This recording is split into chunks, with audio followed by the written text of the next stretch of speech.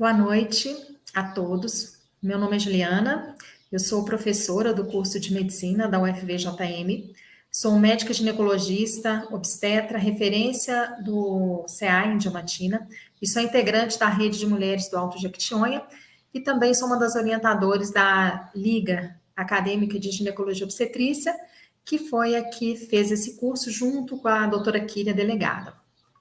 Eu espero que vocês estejam aproveitando bastante. Hoje a gente vai falar um pouquinho sobre o atendimento ambulatorial às vítimas de violência sexual.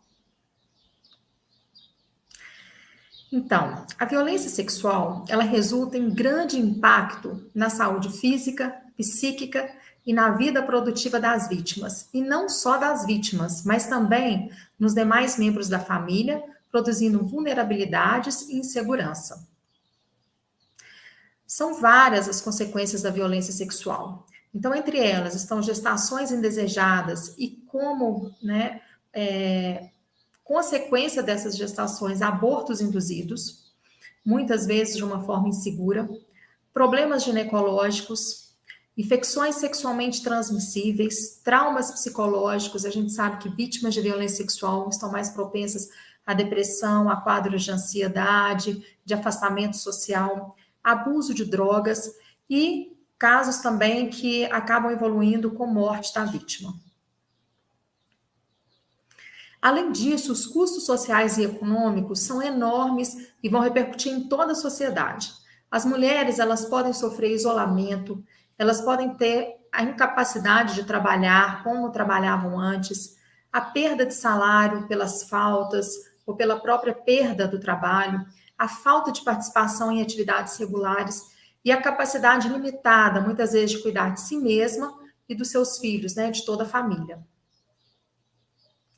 Então, nesse contexto, é importante o atendimento individual e familiar. Existe uma necessidade do acompanhamento, do atendimento, da longitudinalidade e da integralidade do cuidado. Lembrando que a gente precisa entender que não só a vítima pode sofrer as consequências, mas todas as pessoas que também convivem com ela. Então, quando a gente fala nesse contexto, é importante a gente entender que a gente precisa trabalhar essa questão da violência sexual de uma forma multidisciplinar, como se fosse uma engrenagem mesmo. São muitas pessoas tentando ajudar não só a vítima, mas a sua família, e tentando prestar um apoio. Então, a gente começa a prestar uma rede de solidariedade, de apoio, de atendimento, de acolhimento a essa vítima. O segmento ambulatorial, vocês já devem ter tido a aula, do atendimento hospitalar daquela vítima de urgência. Geralmente a gente vai considerar até 72 horas. O atendimento ambulatorial seriam aquelas pessoas que sofreram a violência com mais de 72 horas. Então, seriam consultas ambulatoriais que geralmente são agendadas, o ideal é que fossem agendadas até 2 semanas após o atendimento inicial, que na maioria das vezes vai ser feito no hospital, e a partir daí, de acordo com o necessário. Lembrando que muitas vezes a descoberta ou a busca dessa vítima pelo serviço, ele é feito muito posteriormente à data em que ela sofreu a violência. E nesses casos, às vezes, a vítima ela pode procurar já em primeiro lugar o atendimento ambulatorial, numa unidade básica de saúde, em um posto. Então, às vezes, essa consulta vai ser a primeira dessa pessoa. E o segmento ambulatorial, ele vai ser feito, no mínimo, até o 6º mês após a data da violência. E como eu já falei, ele sempre vai ser realizado por equipe multidisciplinar. Então, essa pessoa, ela vai precisar de apoio médico, da enfermagem, do psicólogo, do assistente social, de um médico, às vezes, infectologista, de um psiquiatra. Então, dependendo, como eu já disse, a avaliação ela é individual, mas ela sempre vai ser conduzida e essa paciente vai ser orientada por uma equipe multidisciplinar.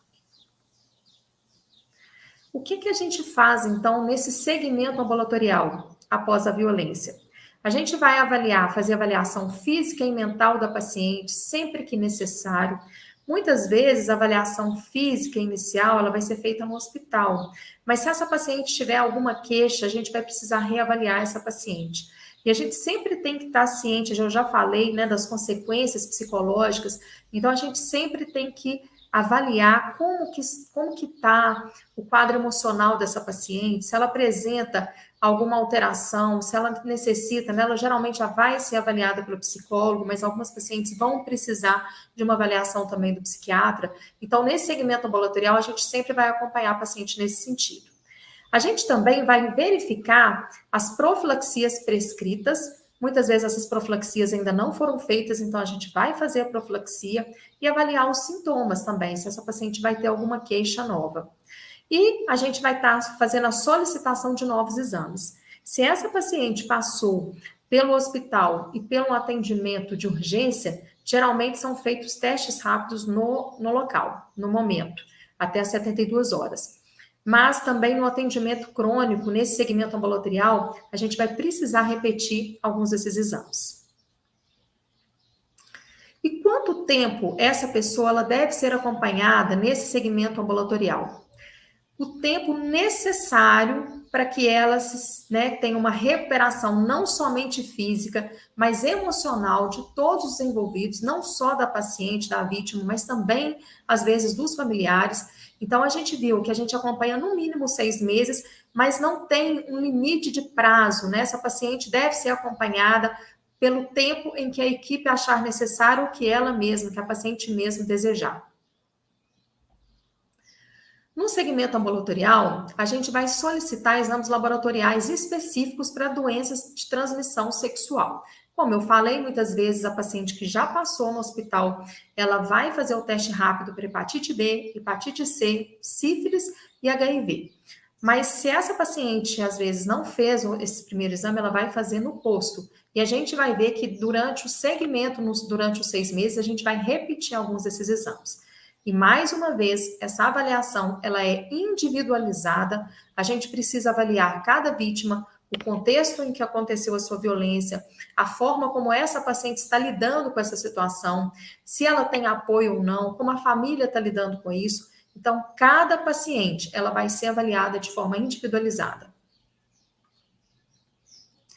Lembrando também do aborto legal, vocês também já tiveram aula sobre abortamento legal. É uma lei, é direito da paciente, e para interrupção da gravidez, a solicitação vai ser discutida como uma reunião multidisciplinar, né? Mais uma vez, quando a paciente, ela deseja interromper essa gravidez, aquela paciente foi vítima de violência sexual, e é importante que a equipe explique para a paciente, aquela paciente que evoluiu, né, com gravidez, que ela entenda que ela tem esse direito, porque muitas pacientes não têm o conhecimento da lei. Então, se ela assim desejar a interrupção dessa gestação, o ideal é que essa interrupção seja feita o mais breve possível, porque quanto mais cedo for feita a interrupção, menos riscos terá para a paciente. E a partir do momento em que ela deseja, ela então, esse desejo vai ser discutido numa reunião multidisciplinar, e a decisão favorável à interrupção, ela vai ser tomada se atendidos todos os requisitos da legislação brasileira. Vocês já tiveram aula, mais uma vez estou repetindo, né? Mas só para a gente lembrar, a paciente que é vítima de violência sexual, ela tem o direito legal à interrupção. Não é necessário ordem judicial, não é necessário boletim de ocorrência. Essa avaliação, né, essa reunião da equipe multidisciplinar, não é para julgar se ela pode ou não interromper. A única questão que geralmente essa equipe ela é constituída pelo psicólogo, pelo assistente social e pelo médico, para avaliar se a história, né, da paciente ela é compatível, muitas vezes, com o tempo de gestação, com a idade gestacional, tá? Mas a paciente tem o direito legal a isso. Então, o que a gente vai fazer durante esse segmento ambulatorial? O que a gente vai avaliar em todas as consultas? Nós vamos avaliar e sempre deixar tudo muito bem registrado em prontuário. O local, o dia e a hora aproximados da violência sexual e do atendimento médico no hospital de referência. O ideal é que aquela paciente que já passou pelo hospital e já contou toda a sua história, que venha um relatório desse hospital para que essa paciente não tenha que ficar novamente contando mais uma vez a história, né? Muitas vezes, para a paciente, é como se ela estivesse tendo que relembrar, é como se ela estivesse sofrendo uma nova violência. Então, se essa paciente chega pela primeira vez, a gente vai fazer essa avaliação, mas se ela já passou em algum outro local, e se já existe o registro dessa história, nós podemos somente ler e deixar lá descrito no prontuário, sem ter que ficar perguntando toda a história com detalhes para a paciente novamente.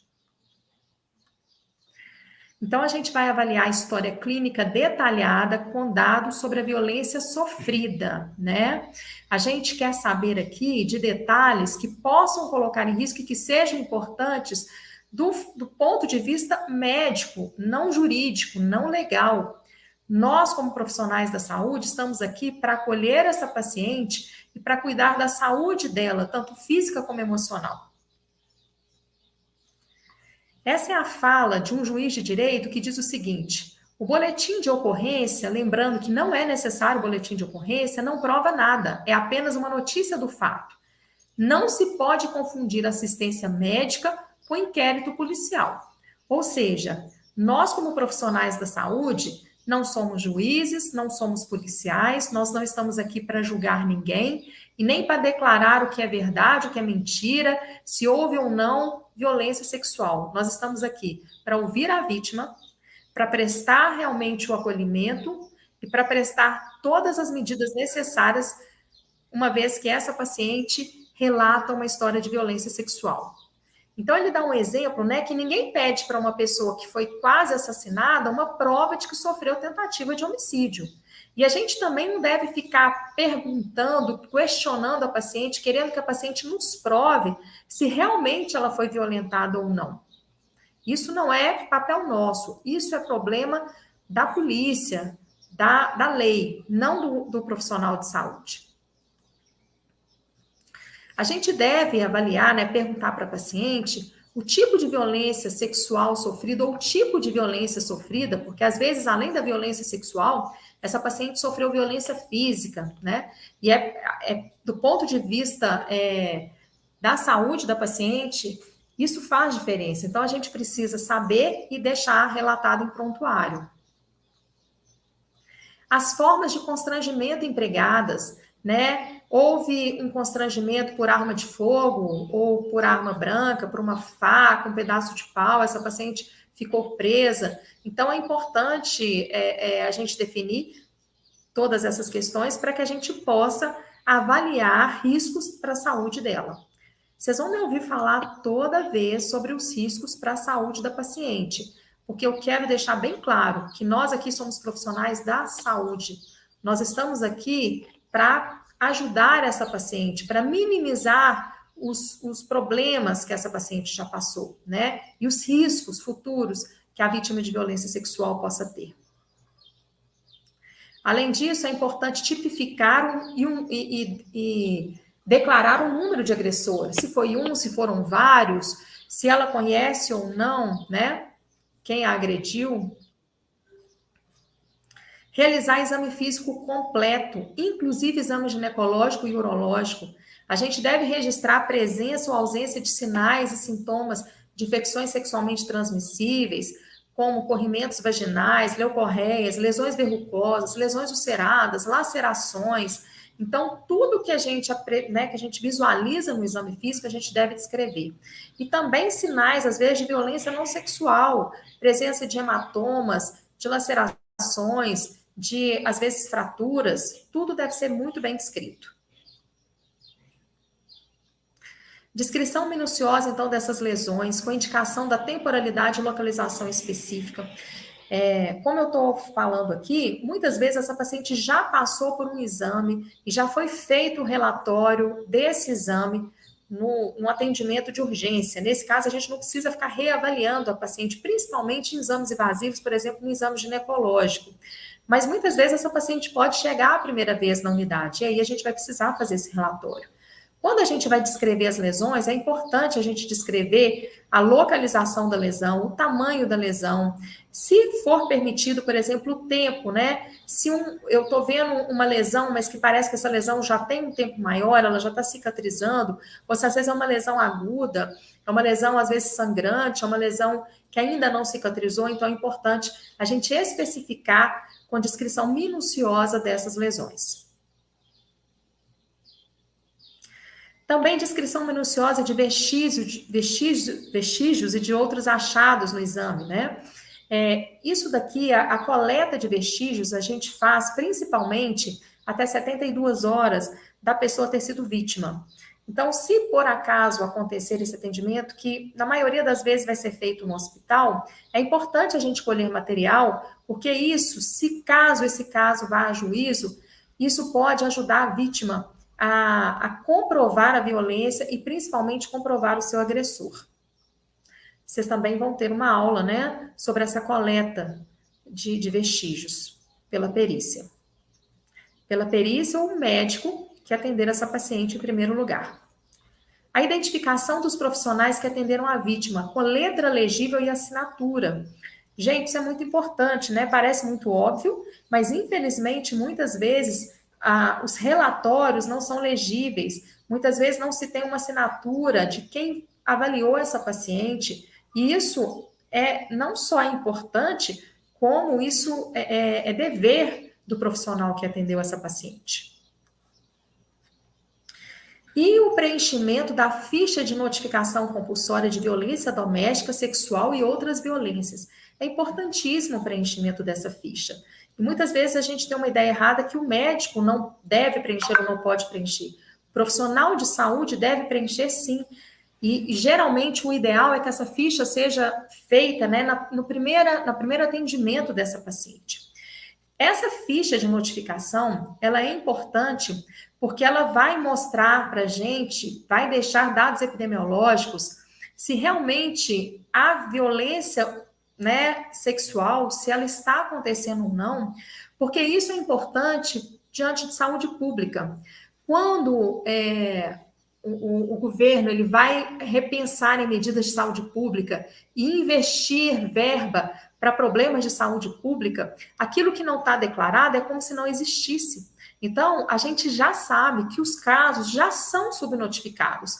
Se aqueles que a gente conhece, a gente ainda não notifica, a gente não tem, é como se um problema da magnitude que é a violência, é como se ela não existisse, ou pelo menos se existisse uma escala menor. Então, a gente precisa preencher corretamente a ficha de notificação compulsória. O acolhimento, ele deve ser diferenciado. O acolhimento da vítima de violência sexual, ele não é uma simples triagem, como geralmente é feita no posto, que eu chego, avalio os dados vitais e pronto. Ele deve ser diferenciado. Essa paciente, né, ela deve ter um lugar privado. A gente precisa se fundamentar na ética, na privacidade, no sigilo da paciente. Não é ideal que todos saibam o que está acontecendo, que ela tenha confiança, né? O ideal é que tenha um profissional de onde, ali da unidade, em que ela confie, em que ela possa estar conversando, que ela não tenha esse atendimento junto com outras pessoas. Se ela sentir necessidade de conversar sozinha, que ela possa fazer isso, né? Com somente um ou outro profissional. E poderá ser feito por profissional, não poderá, mas deverá ser feito por profissional capacitado. Por isso, a necessidade que nós temos de capacitar profissionais nesse sentido, sejam eles quais forem, dentro do âmbito, né, da saúde. Aqui está um quadro do segmento. Então, como eu falei com vocês, a maioria das pacientes, das vítimas, elas serão atendidas no hospital.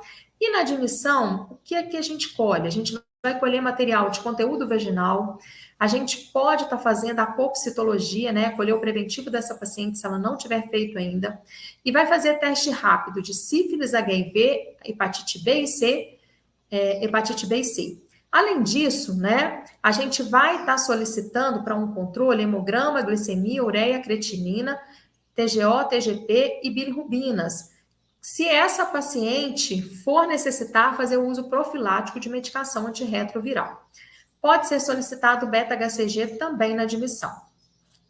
Após 2 semanas, a gente viu que o ideal, o segmento ambulatorial dessa paciente deve ser feito após 2 semanas.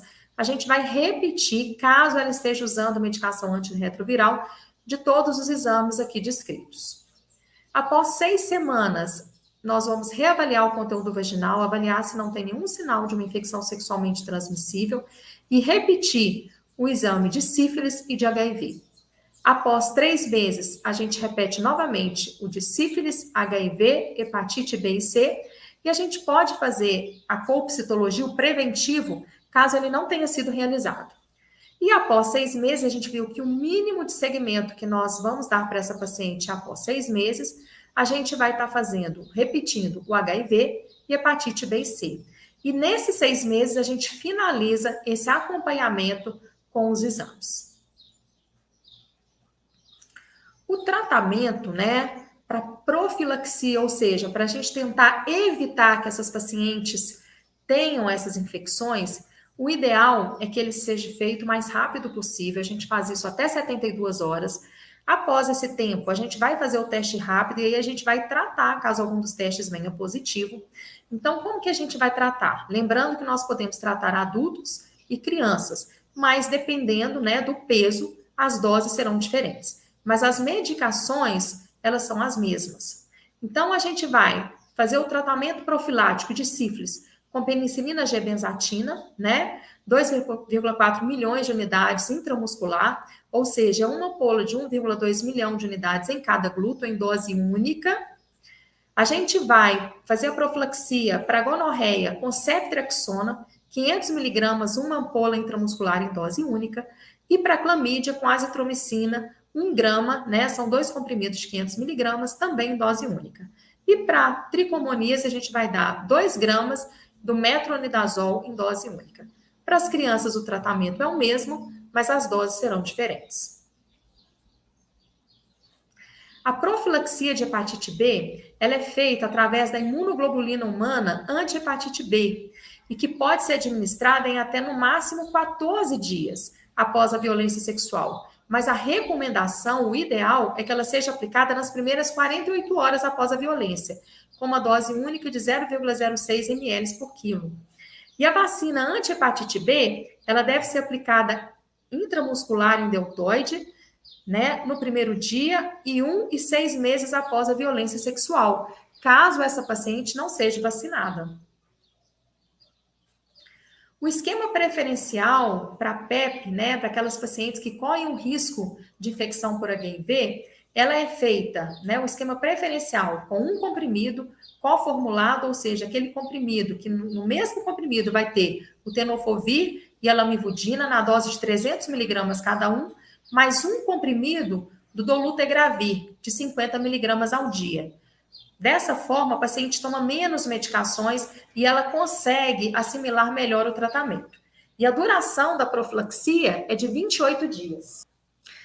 A anticoncepção de emergência, ela deve ser administrada o mais precocemente possível, dentro das primeiras 72 horas após o abuso.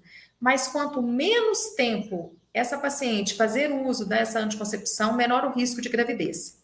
Se a mulher busca primeiro a unidade de atenção primária à saúde, ela poderá ser administrada, devendo ser informada ao hospital de referência. Como eu falei, quanto mais rápido, melhor. E o ideal é que tenha essa medicação já na unidade básica. Ela é feita com levonorgestrel de 1,5 miligramas, um comprimido em dose única. Eu trouxe aqui para vocês, né, quando a gente vai ver o segmento ambulatorial dessas pacientes, o protocolo do pedido de exames, das profilaxias, dos tratamentos, eles são muito, muito tranquilos. Mas a gente vai ver que acompanhar essas vítimas não é algo tão tranquilo assim. Eu trouxe aqui um trabalho que ele avaliou, né, como os profissionais de saúde atendem mulheres em situação de violência. E eu trouxe algumas falas de pessoas que foram entrevistadas. Essa fala aqui é de uma enfermeira de 33 anos, dizendo: eu acho que o enfermeiro não é muito preparado para abordar. O médico, menos ainda, a não ser para atender a lesão. É complicado, né? Imagina a gente ouvir uma fala dessa de um profissional de saúde diante de uma vítima de violência sexual. Eu acho que o enfermeiro não é preparado e o médico menos ainda. E que o médico ele seria só para corrigir uma lesão. E a gente vai ver que muitas das vítimas não têm nenhuma lesão. Então, e as consequências, como a gente viu, não são somente físicas, são consequências psicológicas. Então, é importante que os profissionais estejam preparados, capacitados, porque o que a gente vê é um número enorme de vítimas de violência, né? A gente sabe que essas vítimas, esses números ainda são subnotificados. Cada vez mais, com a criação de serviços de referência, pessoas estão denunciando, mas cada vez menos os profissionais estão sendo preparados, né?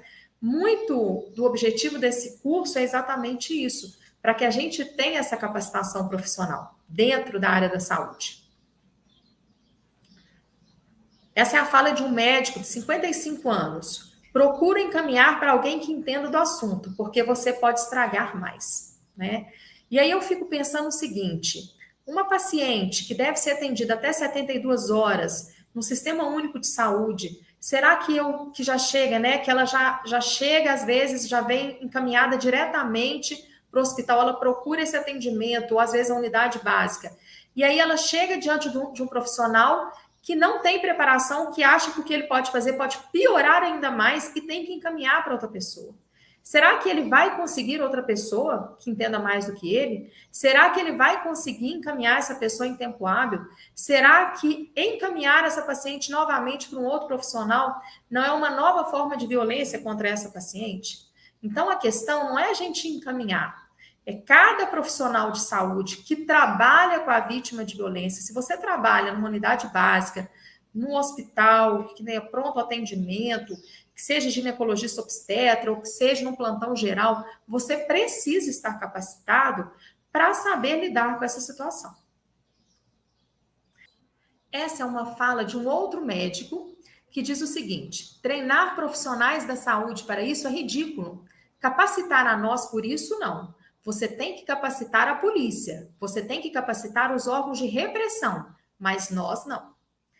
Imagina uma vítima que foi violentada e que chega no serviço de saúde diante de um profissional que tem essa mentalidade. Provavelmente é um profissional que não foi capacitado, né? E essa paciente, ela precisa desse acolhimento. Então, o que a gente vê, infelizmente, na prática é isso. Eu acho interessante ele dizer o seguinte: olha, isso não é papel meu como médico, né, ou como profissional da saúde. Isso é papel da polícia, e ele ainda usa um termo, órgãos de repressão. E aí, quando a gente pensa, né, nessa questão, olha, eu tenho que encaminhar uma vítima de violência a um órgão de repressão, é exatamente o contrário de tudo aquilo que a gente tem tentado ensinar e mostrar aqui no curso, que o básico do atendimento para o profissional de saúde é a empatia. É a gente tentar entender a situação de uma pessoa que foi violentada de uma forma brutal. Uma violência sexual é uma das piores formas de violência que a pessoa pode sofrer. E aí a gente precisa treinar profissionais de saúde, sim, porque o que a gente vê, né, é que cada vez mais a gente tem pessoas, às vezes, tendo a coragem de denunciar e de procurar serviços e órgãos já instituídos, especializados nesse atendimento a essa vítima, mas, infelizmente, a gente tem visto também cada vez menos essa capacitação profissional. Um dos objetivos, dos nossos objetivos aqui com esse curso é exatamente para que a gente possa melhorar isso, para que a gente possa ensinar para o profissional de saúde que o papel dele, né, não é algo que ele faz de favor para um paciente, é o dever dele ser capacitado se ele atua no serviço onde uma vítima pode chegar. Isso não é papel da polícia, a polícia tem um papel dela e nós temos o nosso papel como profissionais de saúde. E para isso nós devemos sim estar capacitados e muito bem capacitados. Essa é a fala de um outro médico, né, de 57 anos. Se ela quer continuar nessa vida, o problema é dela, não é meu. O meu problema é suturar o braço dela, certo? Aqui, né, é muito triste a gente ver essas falas. A gente vai falar sobre isso. O nosso papel como profissional da saúde não é desconfiar, não é não acreditar, não é julgar, não é ficar investigando a história ou julgando a paciente, em que lugar ela estava, o que ela estava fazendo. Gente, infelizmente isso acontece, tá? O profissional de saúde que julga a mãe, por que você deixou sua filha estar nesse lugar, que julga a filha, por que você foi para essa festa com essa idade, que roupa é essa que você está usando, quem mandou você beber. Então, a gente não tem que investigar ou argumentar essas coisas. O nosso papel não é só suturar uma lesão, não. O nosso papel, como a gente viu, é o atendimento integral. Essa paciente, as lacerações físicas são muito menores do que as marcas que essa paciente vai levar de uma forma psicológica. Então, a gente precisa não ser um novo agressor. Um profissional da saúde, muitas vezes, se torna um novo agressor, às vezes um agressor muito pior do que o agressor inicial. Então, isso a gente precisa entender, a gente precisa trabalhar muito bem com todos os profissionais de saúde. Independente do que você acha, do que você pensa, independente de qualquer outra coisa, nosso papel ali, o centro do atendimento não somos nós, ou aquilo que nós achamos ou deixamos de achar. O nosso centro, né? O nosso foco é a paciente, não nós mesmos. Esse daqui é um outro trabalho que foi feito, né? Eu deixei em destaque aqui em 2005 e que mostrou, né, o atendimento às mulheres vítimas de violência sexual, alguns problemas em que essas mulheres enfrentavam. E a gente vai ver, eu deixei esse trabalho antigo porque muita coisa ainda não mudou. Então, a falta de sensibilização de profissionais no acolhimento da vítima de violência sexual. Eu deixei aqui alguns exemplos, né? E infelizmente isso ainda faz parte do dia a dia. Infelizmente, não só de profissionais da saúde, mas de profissionais de todas as áreas que às vezes essa paciente vai precisar conviver. Então, mais uma vez, o nosso papel aqui não é de juiz, o nosso papel não é de investigação, o nosso papel é de acolhimento.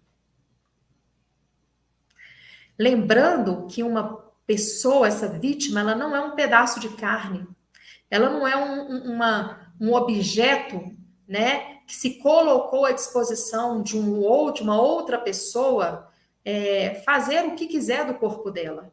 Ela é um ser humano.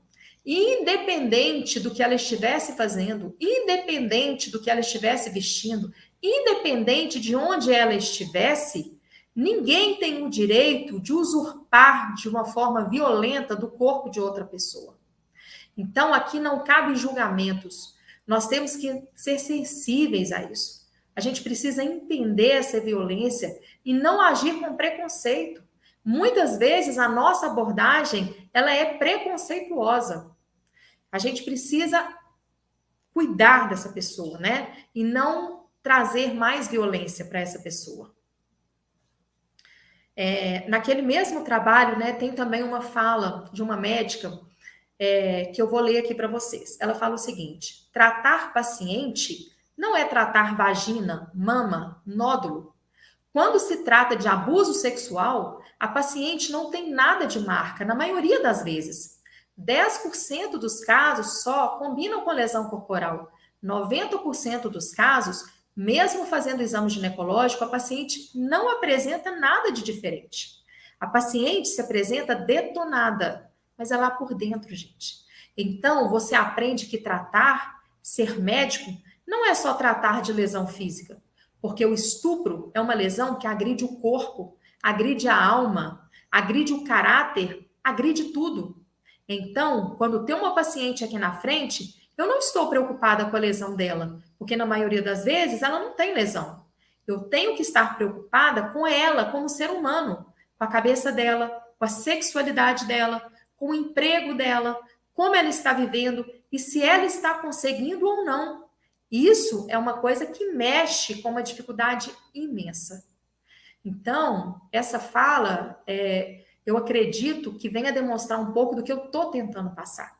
A gente está lidando aqui com um ser humano que foi brutalmente violentado. E a gente precisa trabalhar e atender e ter a humanidade necessária para acolher bem essa paciente. Vai ficar cansativo eu falar de acolhimento aqui, tá? A falta de capacitação profissional. Então, esse trabalho mostrou também que um dos problemas é a falta de capacitação profissional. Eu trouxe, né, essa chargezinha aqui que fala o seguinte, né, ainda mais hoje, a gente tem tecnologia para tudo.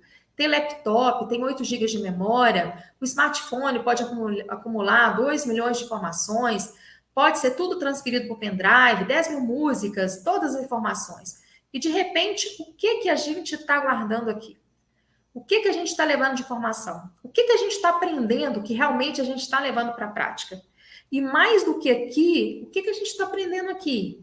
Porque não adianta a gente só ser técnico, não adianta a gente trabalhar, a gente fazer esse segmento ambulatorial ou agudo da paciente, seja qual segmento for da paciente vítima de violência sexual, de uma forma somente técnica, né? A gente precisa se sensibilizar diante disso.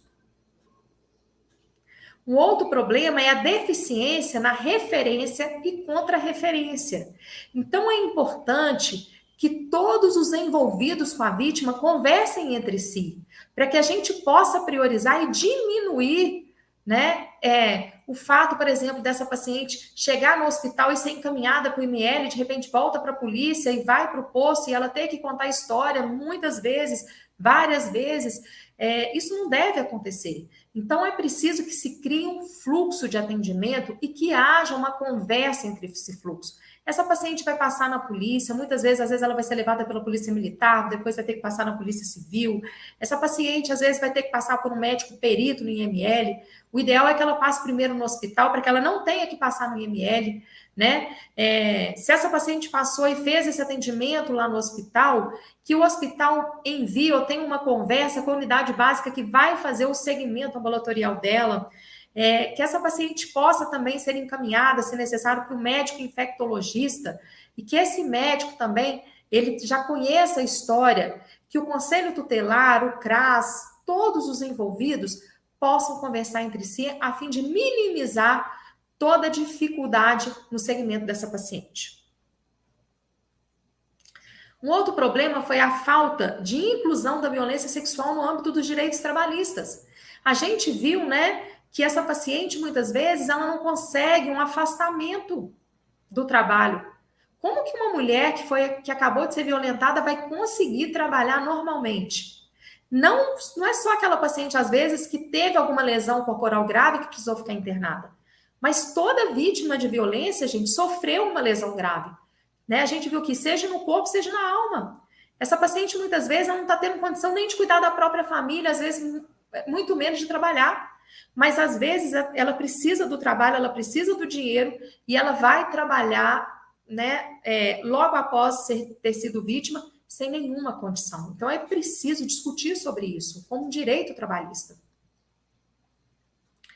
A dificuldade de compreender a violência sexual como um problema de saúde pública de grande magnitude, né? Não só por parte dos gestores, mas por parte da população também. A pouca importância que é dada às histórias, os sofrimentos que as pacientes nos trazem. Então, muitas vezes a gente se fecha, né? Isso não me interessa, não foi comigo, não foi com ninguém da minha família, eu não sei de nada, eu não vi, eu não gosto desse assunto, me deixa quieta aqui, eu não quero me envolver com isso. E aí, o que acontece? A vítima, ela fica sozinha dentro de todo um sistema. E a gente precisa trabalhar isso. Essa é a fala de Elie Wiesel. Ele diz o seguinte: o oposto do amor não é nenhum ódio, é indiferença. O oposto de arte não é a feiura, é a indiferença. O oposto de fé não é nenhuma heresia, é a indiferença. E o oposto da vida não é a morte, é a indiferença, né? Ele é um escritor, ele é judeu e ele ganhou um prêmio Nobel da Paz pelos escritos dele sobre o Holocausto. Ele venceu o Holocausto e ele traz, né? Ele fala sobre isso, que na verdade, né? O oposto do amor não é o ódio, é a indiferença. E quando toda uma sociedade se faz indiferente, essa vítima se torna novamente uma vítima.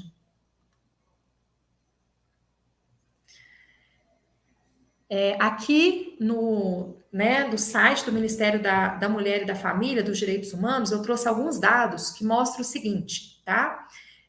Houve registro de um total de 7.447 denúncias de estupro no Brasil Nos 5 primeiros meses de 2022, dessas vítimas, 5.881 são crianças ou adolescentes, quase 79% de denúncias, né? No mesmo período do ano passado, foram 6.279 registros. O que pode estar acontecendo, a gente acredita que não é só o fato de, às vezes, estar aumentando, né? Pode estar acontecendo isso também, mas as pessoas estão denunciando mais. E é importante que haja denúncia, para que a gente possa trabalhar com isso. Eu trouxe aqui algumas reportagens para a gente ver que realmente isso é um problema de saúde pública, né? Se a gente for abrir a internet, gente, tem milhares de reportagens sobre abuso sexual. Então, aqui, ó, menina sofre abuso sexual durante 11 anos. 11 anos sofrendo abuso sexual, né? Criança é vítima de estupro dentro da escola. Adolescente de 14 anos sofre abuso coletivo em praça no centro de Cuiabá, ao voltar da aula. Mulher que aparece em vídeo sendo estuprada por anestesista, né? Esse caso é recente, todo mundo ficou assim impressionado, né? Durante o parto, né? A mulher que foi abusada pelo anestesista no momento do parto. Então, gente, é um problema de saúde pública e a gente deve discutir sobre isso, né? Um outro problema, a falta de serviços especializados ou de sua divulgação. Essa fala, né, naquele mesmo trabalho de uma profissional da saúde que diz o seguinte: eu gostaria que o serviço fosse mais divulgado, um serviço especializado, para onde a gente pudesse encaminhar essa vítima de violência. As pessoas não sabem onde procurar apoio. Eu mesma, ela como profissional, nunca tinha ouvido falar do serviço. Imagina a vítima, né? Então, esses serviços especializados, eles devem existir e eles devem ser divulgados, porque muitas vezes a vítima não sabe nem a quem recorrer. Essa é a fala, né, de um psicólogo que diz o seguinte: é bom lembrar que uma jovem que denuncia um familiar próximo, pai, tio, padrasto, que a estuprou ou que a estupra regularmente, é facilmente mandada de volta para casa, onde encara a vingança violenta de seu estuprador, sem amparo nenhum. Muito frequentemente, na decisão de denunciar, a jovem não encontra nem sequer o respaldo da mãe, cuja única preocupação, às vezes, consiste em preservar seu relacionamento com o pai ou padrasto. Quem lida com vítima de violência sexual, principalmente vítima menor, sabe que isso é uma verdade. A gente lida com isso todos os dias. Né, que eu trouxe uma reportagem: estuprada desde os 5 anos, a mãe pede para a filha perdoar o padrasto. Menina de 8 anos pede ajuda em escola após ser estuprada pelo próprio pai, em Caxias do Sul. Gente, isso é muito comum. A grande maioria de vítimas menor de idade são ou por familiares ou por pessoas conhecidas da família. E muitas vezes eu não tenho um local, né? É importante aqui também falar do papel não só do profissional de saúde, mas do profissional de ensino. Qualquer pessoa que lide com a vítima, que a vítima chegue para contar, é interessante que até a sociedade tem que saber isso. Porque às vezes uma pessoa vai contar para uma amiga dentro da igreja, ou para uma vizinha, ou para uma amiga, e às vezes as pessoas não sabem o que falar. Então, se eu tenho um serviço especializado, pelo menos aquele que não sabe o que falar, fala: vamos comigo, a gente sabe a referência, aonde eu posso buscar apoio, aonde eu posso entender mais sobre isso. Essa é uma outra reportagem, né? Um homem é preso após abusar de criança e ela gravar o crime, né? Então, uma criança que foi vítima de violência sexual, nesse caso foi um menino de 9 anos, ele teve que gravar, né, para mostrar, para provar que ele havia, né, estava sendo vítima de abuso. E é interessante, né, que a reportagem diz que o garoto já havia contado para os pais que tinha sido violentado pelo homem, né? Um homem que era conhecido da família. Mas só depois da gravação é que eles acreditaram. Isso é um outro problema, né, gente? Muitas vezes a vítima ela não tem crédito. E a gente precisa entender que aquilo que a vítima fala, ela deve ser levada em consideração. Eu fico imaginando aquele caso do anestesista, se aquilo não fosse filmado, ninguém ia acreditar, né? Era perigoso a pessoa que denunciasse, às vezes, ser mandada embora e o médico continuar trabalhando. Um outro problema importante é o preconceito em relação ao aborto legal. Vocês vão ter muitas aulas aí falando sobre abortamento legal. E o profissional de saúde deve entender que isso é um direito e que deve ser respeitado. E que o profissional que não se atentar a isso, ele pode ser responsabilizado judicialmente. A gente viu um caso recente, né, de uma criança em que os médicos encaminharam para juiz e foi questionado por que foi encaminhado para juiz. Por que eles não fizeram, né, a interrupção da gestação? Então, essa aqui é a fala de uma psicóloga que diz o seguinte: na hora do aborto, porque tem médicos que têm os seus valores e que não mudam em hipótese alguma. Então, algumas das vítimas são até discriminadas como aborteiras, das vítimas e também de profissionais que permanecem do lado dessas vítimas, tá? Eu trouxe essa foto aqui de uma criança de 11 anos de idade, né? É interessante, eu vi uma palestra do Dr. Olímpio mostrando o seguinte: que quando se perguntava para o profissional se ele faria um aborto legal, né? Um grande número de profissionais disse que não, de jeito nenhum, que ele não era a favor disso. Mas quando foi questionado para esse profissional se fosse nele ou na filha dele, se faria, aí a coisa inverteu, né? Então, a gente é muito hipócrita de simplesmente porque não é nosso filho, nossa filha, porque não é ninguém da nossa família ou porque não é com a gente simplesmente negar e fechar os nossos olhos para uma condição, né? Uma criança dessa, será que tem condições de ter, não é só de cuidar de uma criança, mas de gerar, de ter uma gravidez? Então, a gente precisa entender, gente, abuso sexual, né? O aborto legal é um direito. O abuso sexual em menores, né? Que é um dos parâmetros do abortamento legal, ele é por lei. E uma criança, ela não tem que ser forçada a gerar uma gravidez. Né? Essa propaganda é antiga, mas eu acho ela muito forte, né? Ela diz o seguinte: mamãe foi para a roça, mas papai não foi trabalhar. Imagina o que é a consequência só do abuso, o que já não é, a consequência que não é para uma vítima, só do abuso. Imagina uma gestação.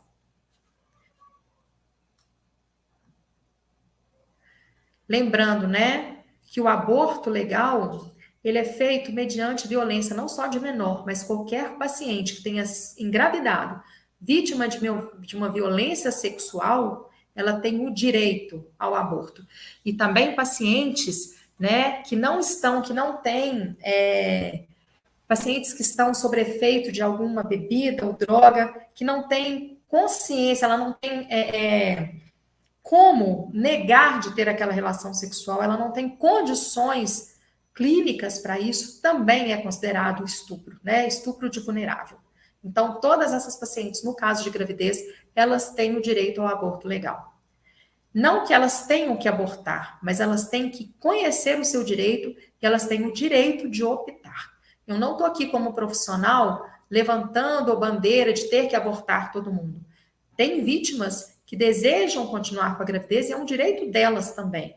Mas as outras que não desejam, elas têm esse direito. E nós, como profissionais, nós temos que respeitar. E respeitar sem julgar. Independente das nossas crenças, independente daquilo que a gente acha certo ou errado. Então, mais uma vez, a violência sexual resulta em grande impacto na saúde física e psíquica e na vida produtiva das vítimas.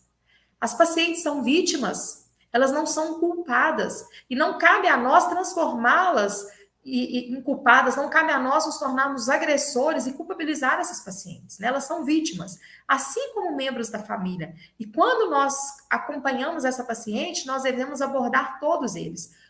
Né? E essa violência, ela produz vulnerabilidades e insegurança. E cabe a nós minimizar tudo isso, né? Todas essas consequências.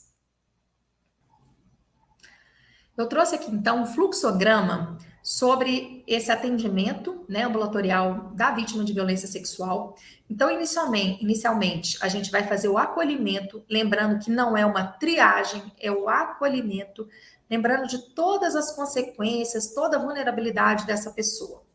O atendimento clínico do segmento ambulatorial, ele vai ser feito após 72 horas. O ideal é que se essa paciente, ela procurar um atendimento antes dessas 72 horas, que seja no hospital, mas às vezes ela não tem um conhecimento disso e ela pode procurar uma unidade básica. A gente deve acolher essa paciente, tá? Então, esse acolhimento, né, toda essa conversa deve ser feito o registro em prontuário, deve ser feita a avaliação da vacinação, principalmente a vacinação de hepatite B. Se não foi feita, ela deve ser feita, como já foi falado. Lembrando também que, dependendo da idade, a gente deve avaliar a vacinação de HPV, tá? Deve ser feitas orientações sobre direitos legais, no caso, né, dessa paciente, dela poder procurar fazer um boletim de ocorrência, procurar uma delegacia especializada, né, da mulher, até mesmo direitos legais sobre o aborto, caso ela tenha uma gravidez, tá certo? Deve ser feito o atendimento multidisciplinar, então médico, enfermeiro, psicólogo, assistente social e qualquer outro profissional que for necessário. Isso aqui é o mínimo que essa paciente deve passar. A notificação compulsória que nós precisamos fazer, a realização de exames, né, dos testes rápidos e outros exames, se forem necessários, laboratoriais, e a realização da profilaxia, como a gente já viu. Essa paciente, ela deve retornar para acompanhamento e resultado de exames, como a gente viu naquele quadrinho lá anterior. Se houver algum resultado positivo para alguma infecção sexualmente transmissível, o tratamento deve ser realizado. E no caso de um beta-HCG positivo, né, de gravidez, a gente vai avaliar, orientá-la, né, quanto ao seu direito do aborto legal.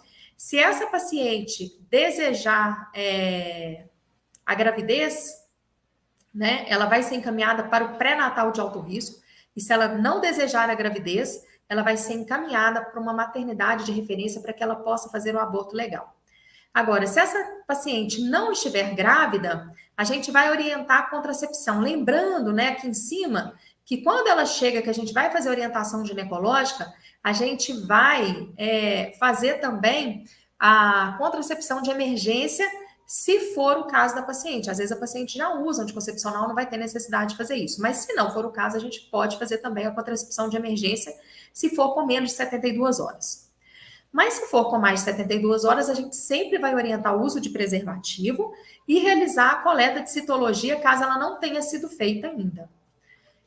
Então, gente, esse é o fluxograma. Como eu disse, isso daqui é o mais fácil, é o mais tranquilo e que é o mínimo para que todos os profissionais que estejam abordando essa paciente possam cumprir. Mas deve ser feito sempre de maneira extremamente respeitosa, de maneira que a gente vá fazer com que essa paciente tenha confiança, que ela não se sinta culpada por ter sido vítima, né? Mas que ela entenda que ela não está sozinha. Eu vou deixar com vocês agora um vídeo e eu gostaria de fazer alguns comentários finais. She's becoming increasingly tachypnic. Let OR1 know that we're on our way. Abby, it's time. We have to go up now. No, I'm not ready. You're gonna take me out and knock me out where last time I was out. He knocked me out. If we don't do something now, it could kill you. I can't leave here in this room. Everyone has his face. Every man. It's all I see. Even when I close my eyes, please. I can't see his face. Please don't make me see his face. You don't have to, Abby. You don't have to.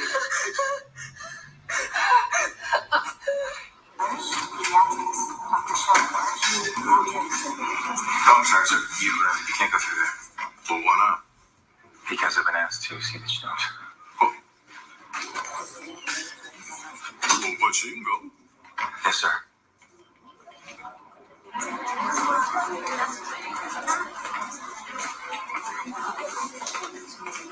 Dr. Krantz asked us to all stand here. Do we know why? Just that a patient needs us. She needs all of us. Okay.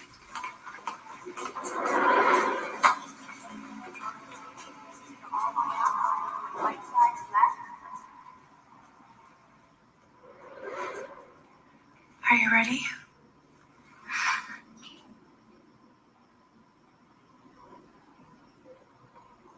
Standing on the platform, watching you go. Yes. It's like no other pain I've ever known. To love someone so much, to have no control.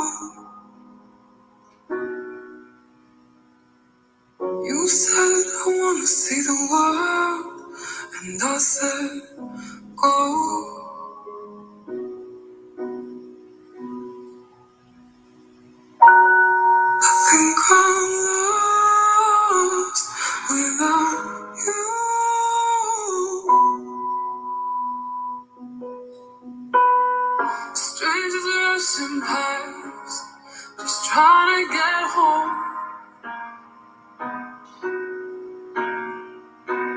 You are the only safe haven that I've known.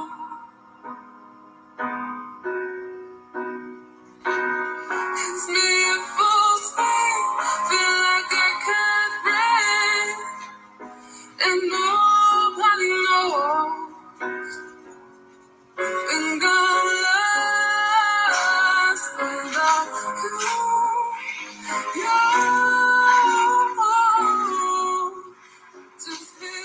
I'm staying right here.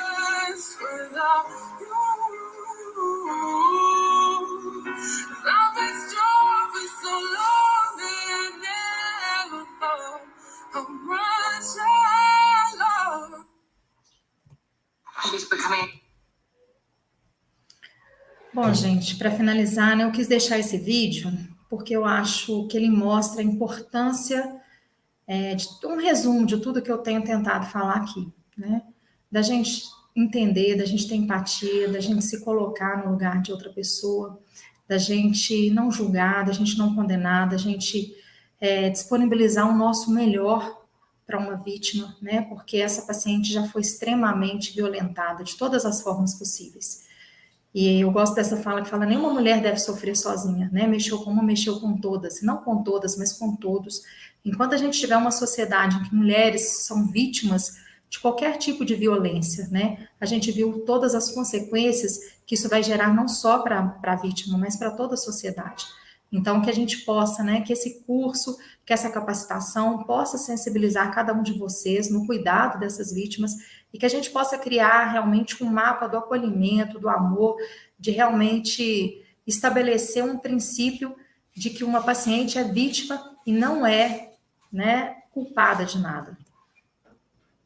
A gente também, vou deixar aqui essa frase aqui de Madre Teresa de Calcutá, que diz o seguinte: por vezes sentimos que aquilo que fazemos não é senão uma gota de água no mar, mas o mar seria menor se lhe faltasse uma gota.